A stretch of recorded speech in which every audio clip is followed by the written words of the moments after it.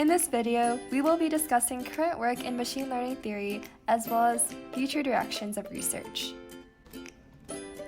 One interesting development in the field of learning theory that has many practical applications is that of the hypothesis boosting problem.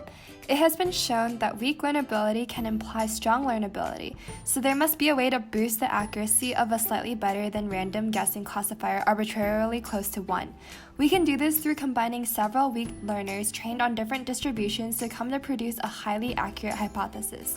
One way to do this, presented by Fund and Shapire in 1976, is adaptive boosting, or AdaBoost. Here is the algorithm for AdaBoost. For every lowercase t equals 1 to uppercase t, we fit the classifier to the data provided, which is x in the reals with dimension d, with an associated y of value -1 or 1.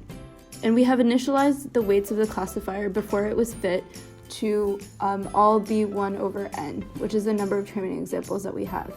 We calculate the classification error epsilon equals the expectation of the indicator that y is not equal to f of x.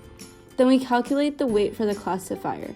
Theta equals 0.5 times the natural log of 1 minus epsilon over epsilon. Then we update the weight for each data point. As you can see, the more accurate the classifier is, the larger the weight on it is. AdaBoost is great because it doesn't require any tunable hyperparameters except for t, the number of rounds. No prior knowledge of the weak learner is needed. It is provably effective and flexible, so it can be combined with any classifier. Another interesting concept behind the scope of these videos is online learning. It's a method of processing and learning representations from information that is only available sequentially. This is a stark difference to what we saw previously with pack learning and other batch learning techniques that generate the best predictions by learning on the entire training set at once.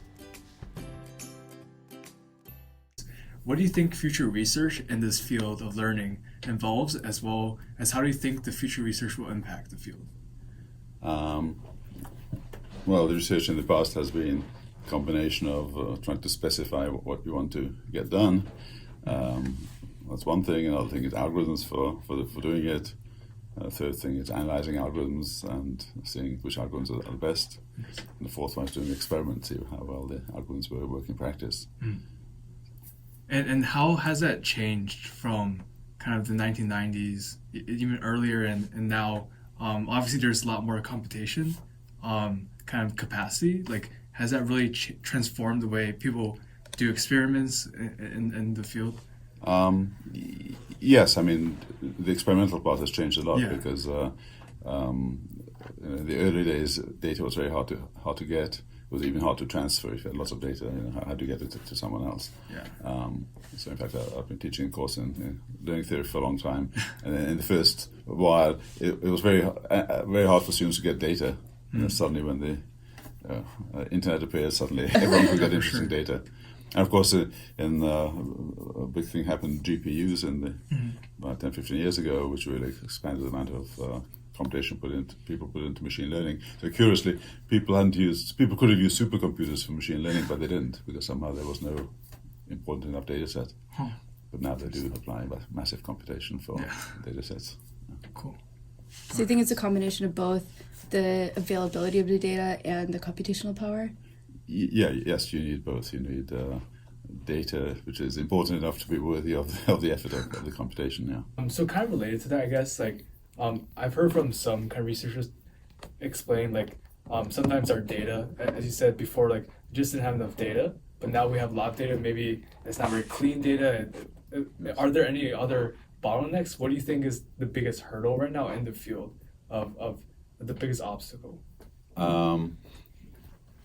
Yes, but I think always the data preparation, I think the difficulty of that doesn't go away because what you learn to do depends on the data you've seen. So in fact, I like to call the data just teaching materials. The idea being that it costs effort to prepare the teaching materials.